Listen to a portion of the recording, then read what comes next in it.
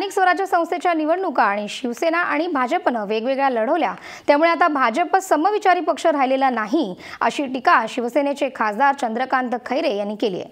आगामी एप्रिल महिन्यात दिल्लीत होऊ घातलेल्या MCDCच्या निवडणुकीत शिवसेना 150 जागा लढवणार असल्याची घोषणाही त्यांनी यावेळी केली आहे। या पार्श्वभूमीवरती चंद्रकांत खैरेंशी बातचीत केली आहे आमचे दिल्लीचे रिपोर्टर सुमेध बनसोड यांनी।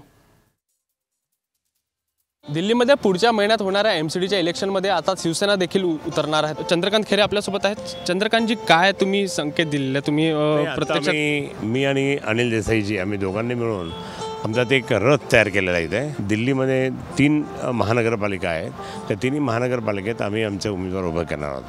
जवळपास त्या सगळ्या उमेदवारांची यादी लवकरच प्रसिद्ध करू, बैठका चालू आहे।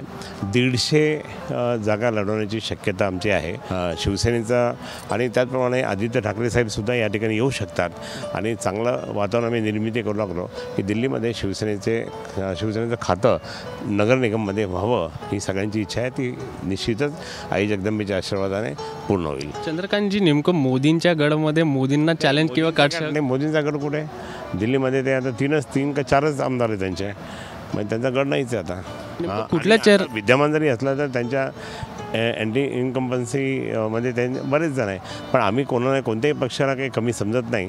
ते मोठे आहेत, हरकत नाही, आम्ही आमचा प्रयत्न त्या ठिकाणी करूया। तुम्ही पहिल्यांदा सगळ्या ठिकाणी उतरत आहेत, समविचारी पक्ष तुमचा भाजप आहे, तर मग भाजपसोबत जाण्याचा हे राहणार आहे की समविचारी पक्ष? आता भाजप कुठे राहिला आमचा? आम्ही आता भाजपमध्ये भाजप शिवसेनेची युती आता जिल्हा परिषद पंचायत समितीला नव्हतीच, त्यामुळे आता तो प्रश्नच नाही। आम्ही आमचं त्या ठिकाणी पुढचं पाऊल आम्ही टाकतोय माननीय उद्धवजींच्या नेतृत्वाखाली, आणि ते आम्ही पूर्ण करू। माननीय उद्धवजींच्या नेतृत्वामध्ये आपण पुढचं पाऊल टाकणार आहोत, आणि भाजप हा समविचारी पक्ष नाही, त्यामुळे आता आमचे 150 उमेदवार हे दिल्लीच्या MCD इलेक्शनमध्ये उतरणार आहेत। सुमेध बनसोड, महाराष्ट्र वन, नवी दिल्ली।